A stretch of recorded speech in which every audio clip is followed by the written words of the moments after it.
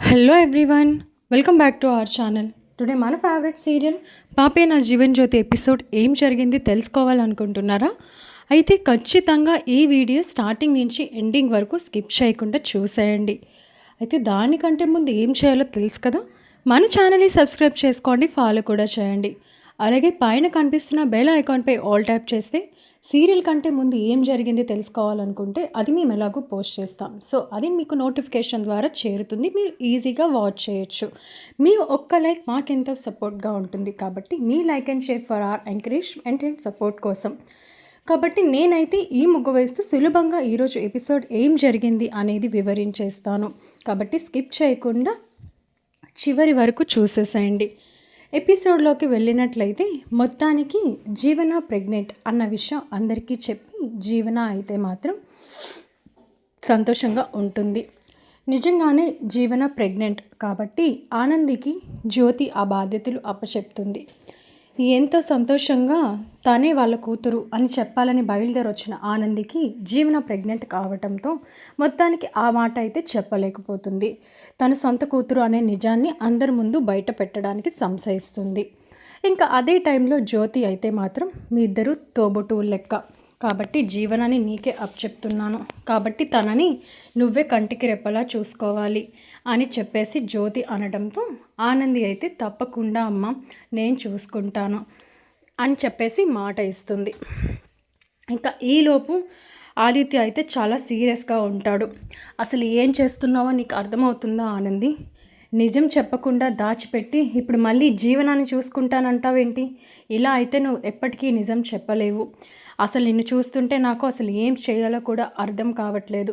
నువ్వు చెప్పకపోతే చూసి నేనే చెప్పేస్తాను, ఇందులో అయితే ఎలాంటి సంశయం లేదు అని చెప్పేసి ఆదిత్య అంటాడు. అది ఏం లేదు ఆదిత్య బాబు, అమ్మని చూశారు కదా, తను చాలా సంతోషంగా ఉంది. ఇప్పుడు ఈ నిజం చెప్పి అమ్మని నాన్నకి ఆ సంతోషాన్ని నేను దూరం చేయలేను, కాబట్టి దయచేసి నన్ను అర్థం చేసుకోండి. నా ఆలోచన అయితే దృఢంగానే ఉంది, కానీ టైం పడుతుంది అని చెప్పేసి అక్కడి నుంచి ఆనంది వెళ్ళిపోతుంది.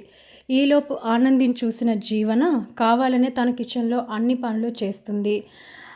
సునంద ముందు ఆనంది జీవనకి ఎలాంటి హెల్ప్ చేయట్లేదు అని ఆనంది నిరికించడానికే జీవన వెళ్ళి తనే అన్ని పనులు చేస్తున్నట్టు డైనింగ్ టేబుల్ మీద టిఫిన్ అన్ని సర్దుతుండగా కళ్ళు తిరిగి పడిపోయినట్టు యాక్టింగ్ చేస్తుంది.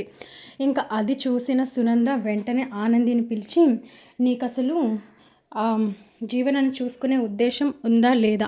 ఎవరికైనా చూసుకోవాలని లేకపోతే నాకు చెప్తే నేను పని మనిషిని పెడతాను, అయినా ఒకరు తల్లయి ఇంకొకరు కాకపోతే వాళ్ళకి అసూయ ఉంటుందిలే అని చెప్పేసి సూటిపోటి మాటలు ఆనందిని అంటుంది సునంద.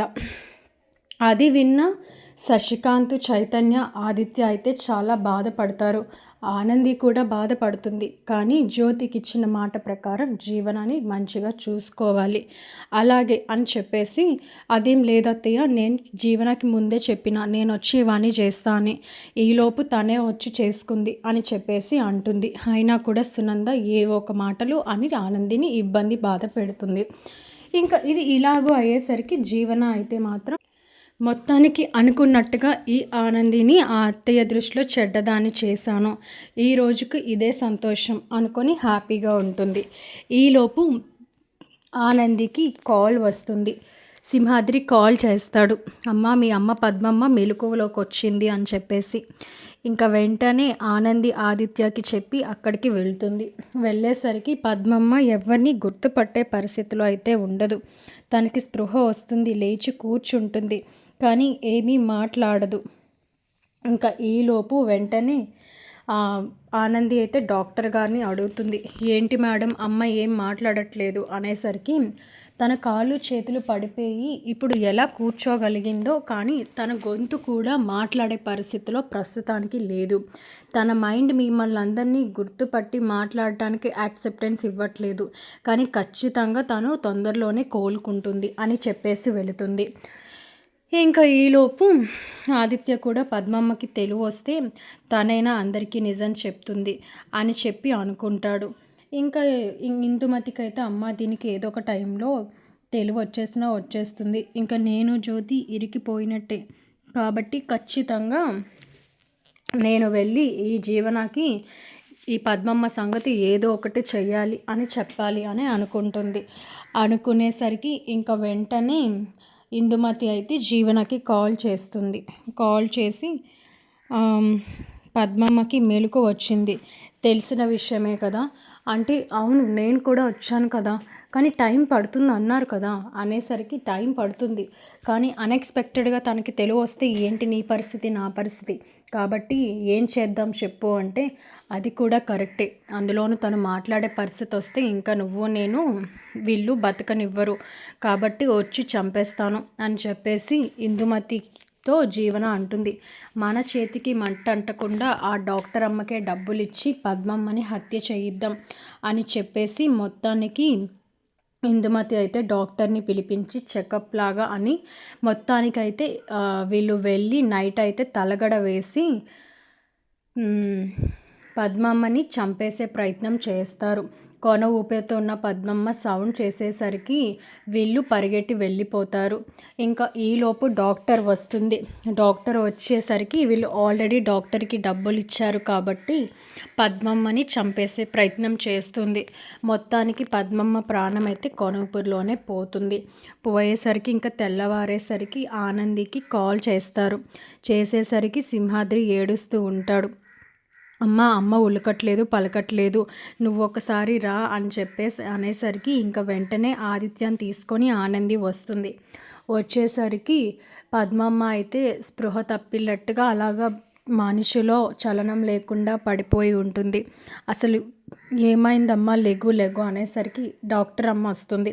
డాక్టర్ అమ్మ వచ్చి నాడి చెక్ చేసి పద్మమ్మ చనిపోయారు సారీ అని చెప్పేసి వెళ్ళిపోతారు. ఇంకా అది విన్న ఆనంది షాక్ అయిపోతుంది. నిన్నటి వరకు బాగానే ఉన్న మనిషి హఠాత్తుగా చనిపోవటం ఏంటి అని చెప్పి తనకి అనుమానం వస్తుంది. అనుమానం వచ్చి వెంటనే ఆదిత్యని తీసుకొని బయటకు వెళ్తుంది. అసలు అమ్మ చనిపోవటం ఏంటండి అని చెప్పి చాలా ఏడుస్తుంది, చాలా ఎమోషనల్ అవుతుంది. నాకంటూ ఉన్న ఒక ఆధారం తను కూడా ఇప్పుడు లేకుండా పోయింది. ఇది ఏదో నాకు మర్డర్ లాగా అనిపిస్తుంది. తను నార్మల్గా చనిపోలేదు, ఎందుకు అంటే నిన్నటి వరకు బాగానే ఉంది. డాక్టర్ కూడా వచ్చి చెక్ చేసి వెళ్ళారు, తను తొందరలోనే నయం అవుతుంది, కోలుకుంటుంది అని చెప్పి. దీనికి ఎక్కడ మెలకు వస్తే జీవన ఇందుమతిల కుట్ర బయటపడుతుందని వాళ్ళు ఏమైనా చేయించి ఉండొచ్చా అని నా మనసుకి ఎందుకో బలంగా అనిపిస్తుంది. ఏం చేద్దామండి అని చెప్పేసి ఆదిత్యతో అనేసరికి ఆదిత్య కూడా ఆనంది చెప్పింది నిజమే అనిపిస్తుంది. ఇంకా వెంటనే ఆదిత్య అంటాడు, మర్చిపోయావా, పద్మమ్మ గారి సేఫ్టీ కోసం మనం ఒక చిన్న కెమెరా అక్కడ పెట్టాము, అది ఇప్పుడు కానీ వర్క్ అయి ఉంటే ఖచ్చితంగా నిందితులు ఎవరో మనకి తెలుస్తుంది అని చెప్పేసి ఆదిత్య అనేసరికి భలే గుర్తు చేశారు, వెళ్ళి చూద్దాం అసలు అమ్మకి ఏమైంది అని చెప్పేసి వెంటనే ఆనంది అయితే మాత్రం అక్కడ సూర్య జ్యోతి వీళ్ళంతా ఉంటారు, జీవన కూడా ఉంటుంది, వాళ్ళందరినీ బయటకు పంపించేస్తుంది. ఒక్కసారి మీరు బయటకు వెళ్తే అసలు అమ్మది నాకు నార్మల్ డెత్లా అనిపించట్లేదు, ఆమెను ఎవరైనా మర్డర్ చేసిరా అని చెప్పి నాకు అనిపిస్తుంది, కాబట్టి నేను ఒకసారి ఇవన్నీ చూడాలి అంటే వెంటనే జీవన ఏంటి ఆనంది నీకేమైనా బ్రెయిన్ పోయిందా, సిఐడి ఆఫీసర్ లాగా నువ్వు ఇన్వెస్టిగేట్ చేస్తా అంటావేంటి, అయినా పద్మమ్మ ఆంటీకి హెల్త్ బాగాలేదు, సో ఎవరు ఎప్పుడు చనిపోతారో ఎలా తెలుస్తుంది, ఇక్కడ నువ్వు ఇన్వెస్టిగేట్ చేసేది ఏముంటుంది అని తను కాబరా పడేసరికి ఇంకా ఆనంది ఆదిత్య డౌట్ బలపడుతుంది.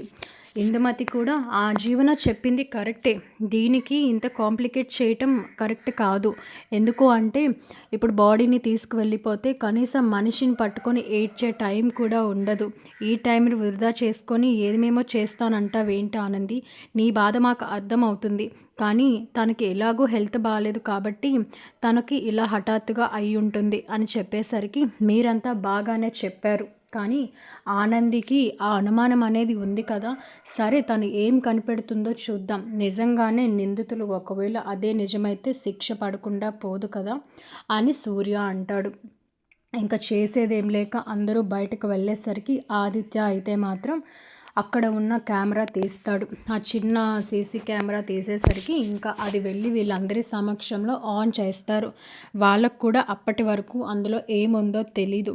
వెళ్ళి ఆన్ చేసి చూసేసరికి ఇంకా చూస్తే ఏముంది, జీవన, ఇందుమతి నైట్ దొంగచాటుగా వచ్చినట్టు కనిపిస్తుంది. అంతేకాదు వాళ్ళు తలగడ వేసి పద్మమ్మ మొహాన్పై నొక్కేసినట్టు కూడా కనిపిస్తుంది.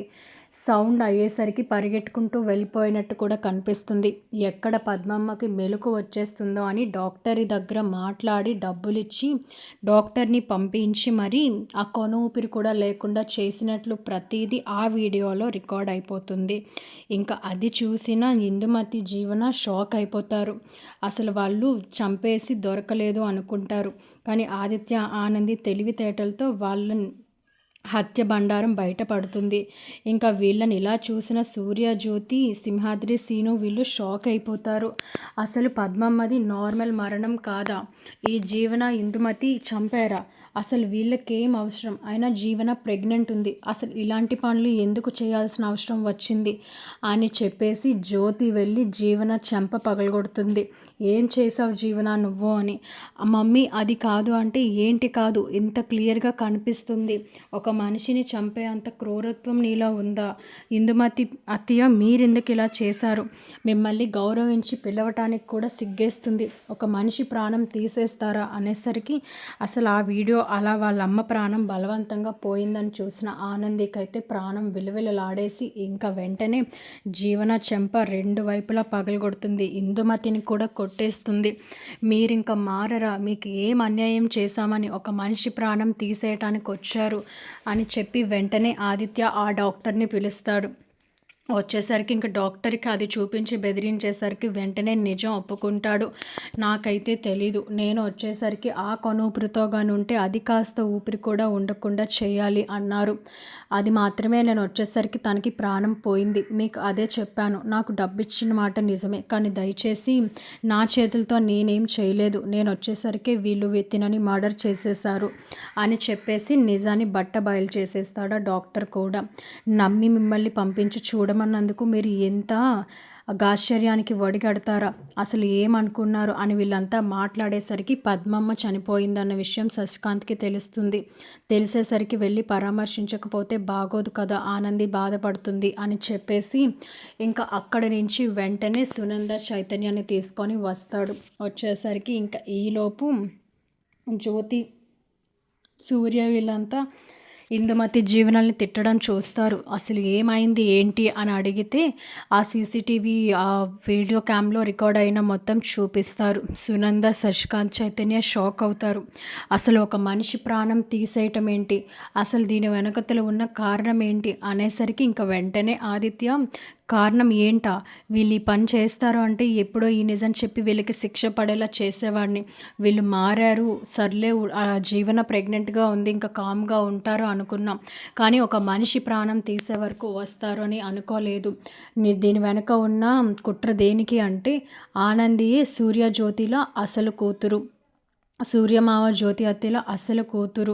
కాబట్టి ఈ నిజం ఎక్కడ పద్మమ్మకి మెలకు వస్తే వీళ్ళ కుట్రలు, వీళ్ళ హత్యలు, వీళ్ళు చేసిన నేరాలు తన బయట పెడుతుందో, తను ఈరోజు జీవోత్సవంలో ఉండటానికి కారణం కూడా ఆనంది పై ఉన్న ప్రేమతో తను ఎక్కడ నిజం చెప్పేస్తుందన్న విషయం గ్రహించిన ఇందుమతి జీవనాలే పద్మమ్మ గారిని అలా చేశారు.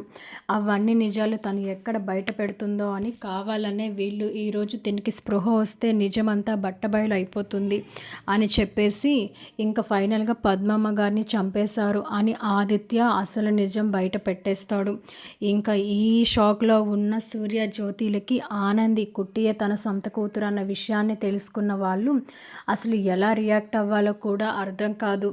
అంతేకాదు ఈ జీవన శంభు రెండో భార్య కూతురు.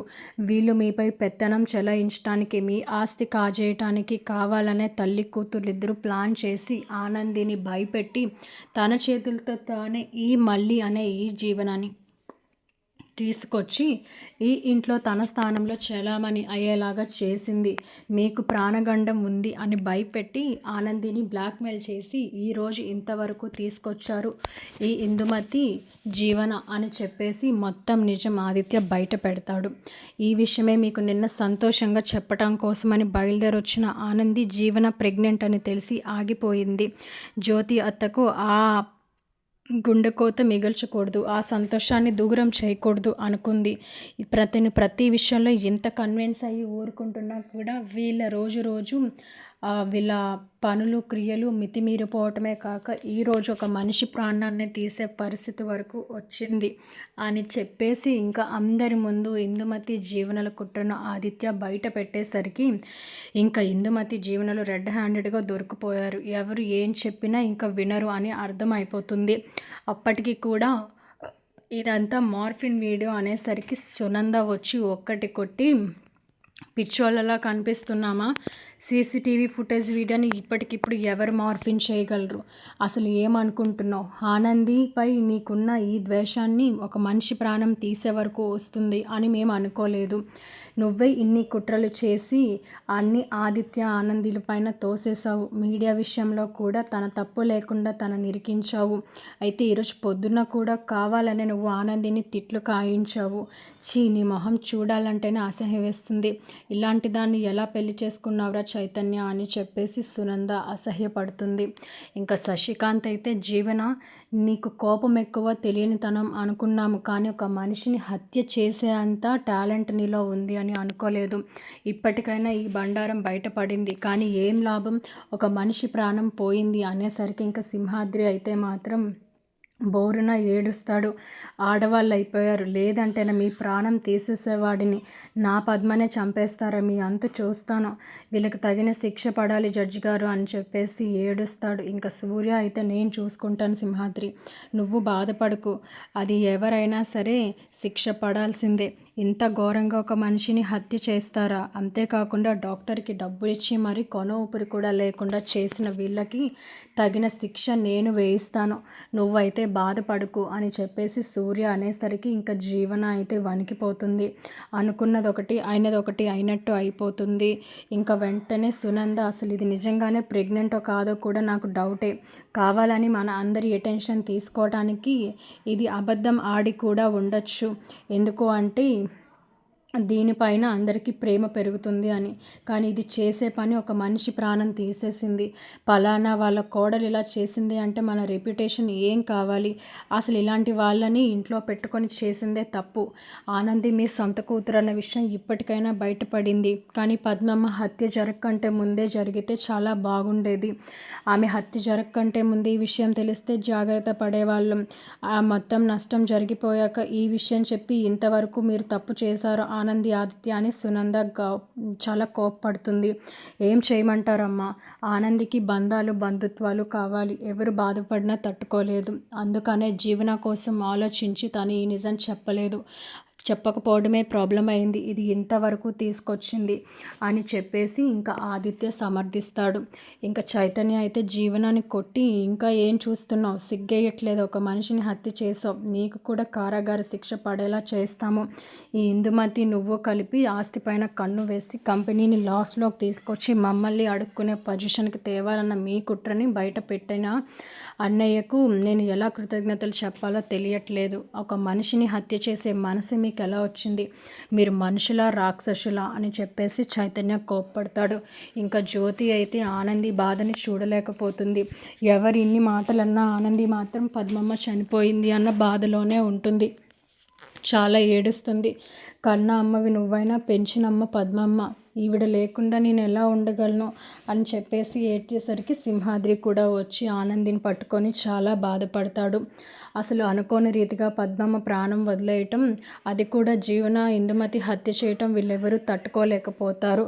ఇలా మొత్తానికి ఆదిత్య ఆనంది పెట్టిన సీసీ కెమెరా ద్వారా ఇందుమతి జీవనల కుట్ర బయటపడింది. అలాగే డాక్టర్ అమ్మకి డబ్బులిచ్చి ఇందుమతి జీవనలు ఆ పద్మమ్మని హత్య చేయించాలి, మొత్తానికి చంపేస్తారు అన్న బండారం కూడా బయటపడి వీళ్ళకి శిక్ష పడేలాగా మొత్తానికి సునంద జ్యోతిలు వీళ్ళని కొట్టి పోలీసులకి చెప్తారు. ఇంకా వీళ్ళే హత్య చేశారు అనడానికి ఆ ఆధారాలు వివరాలు సీసీటీవీ ఫుటేజ్ అంతా కూడా పోలీసులకి అందజేస్తారు. ఇలా మొత్తానికి ఆదిత్య ద్వారా ఆనందియ సూర్యజ్యోతిల అసలు కూతురు అన్న నిజం బయటపడి సంతోషంలో సూర్యజ్యోతిలు ఇద్దరూ ఆనందిని దగ్గరికి తీసుకుంటారు. తన కన్న పేగును వాళ్ళు గుర్తించలేకపోయామని బాధపడతారు, కానీ ఆనంది చేసిన త్యాగానికి ఈరోజు పద్మమ్మ ప్రాణమే పోగొట్టుకునేలా అయిపోయింది. వీళ్ళ చేసే చెడ్డ పనులు మితిమీరి ఒక మనిషి ప్రాణం తీసేశారు అని చెప్పేసి మొత్తానికి పోలీసులకి జీవనాన్ని ఇందుమతిని చెప్తారు. ఆనంది తన సొంత కూతురని తెలుసుకున్న జ్యోతి చాలా సంతోషిస్తుంది. కానీ పద్మమ్మ విషయంలో బాధపడుతుంది. సునంద కూడా నన్ను క్షమించమ్మా ఆనంది, నీ మంచితనాన్ని అర్థం చేసుకోలేక నిన్ను చాలా బాధ పెట్టాను అని చెప్పేసి అందరి ముందు తన తప్పు తెలుసుకొని ఆనందిని కోడలుగా యాక్సెప్ట్ చేస్తుంది. ఇలా మొత్తానికి జ్యోతి సూర్యల నిజమైన కూతురు ఆనందియే. ఆ విషయం ఎక్కడ పద్మమ్మ బయట పెడుతుంది అన్న భయంతోనే జీవన ఇందుమతి హత్య చేశారని రుజువైంది కాబట్టి వాళ్ళని ఇంకా పోలీసులకి చెప్తారు. ఇది జరిగిన విషయం. కాబట్టి సీరియల్ కంటే ముందే మరికొన్ని ఇంట్రెస్టింగ్ ట్విస్ట్ ఎపిసోడ్స్ తెలుసుకోవాలి అనుకుంటే ఖచ్చితంగా మన ఛానల్ని సబ్స్క్రైబ్ చేసుకోండి, ఫాలో చేయండి. పైన కనిపిస్తున్న బెల్ ఐకాన్పై ఆల్ ట్యాప్ చేస్తే మేము పోస్ట్ చేసే ప్రతి వీడియో మీకు నోటిఫికేషన్ ద్వారా వస్తుంది. మీరు ఈజీగా వాచ్ చేయొచ్చు. కాబట్టి keep watching our channel and please subscribe. Thank you so much.